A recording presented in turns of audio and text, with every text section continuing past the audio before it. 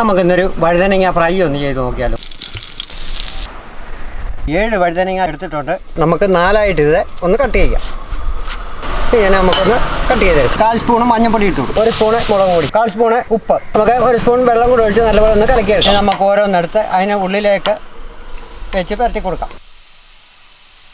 ഞാനിവിടെ കുറച്ച് ചുവന്നുള്ളി എടുത്തിട്ടുണ്ട്, 5-6 അല്ലി വെളുത്തുള്ളി, 1/2 സ്പൂൺ മുളക് പൊടി. നമുക്കിതൊന്ന് ചതച്ചെടുക്കാം. ഈ ഒരു പരുവത്തിൽ വേണം ചതച്ചെടുക്കാൻ. നമുക്ക് ശകലം വെളിച്ചെണ്ണ ഒഴിച്ച് കൊടുക്കാം. ഇനി നമുക്ക് വഴുതനങ്ങ ഇതിലേക്ക് വെച്ച് ഒന്ന് ഫ്രൈ ചെയ്തെടുക്കാം. ഇതൊന്ന് അടച്ചു വെക്കാം. നമുക്ക് ഇനി തുറന്ന് ഒന്ന് മറിച്ച് ഇട്ട് കൊടുക്കാം. ഇനി നമുക്ക് ഒന്നുകൂടെ ഒന്ന് അടച്ചു വെക്കാം. ഇനി നമ്മൾ ചതച്ച് വെച്ചിരിക്കുന്ന ഉള്ളിയെല്ലാം ഇതിലേക്ക് ചേർത്ത് കൊടുക്കാം. ശകലം കരിയാപ്പില ഇട്ട് കൊടുക്കാം. അടച്ചു വെക്കാം. ഇത് നമുക്ക് തുറന്ന് ഒന്ന് ഇളക്കി കൊടുക്കാം. നമ്മുടെ വഴുതനങ്ങ എല്ലാം റെഡി ആയിട്ടുണ്ട്. ഒരു 1/2 സ്പൂൺ മീറ്റ് മസാല ഇട്ട് കൊടുക്കാം. നമ്മുടെ വഴുതനങ്ങ ഫ്രൈ എല്ലാം റെഡി ആയിട്ടുണ്ട്.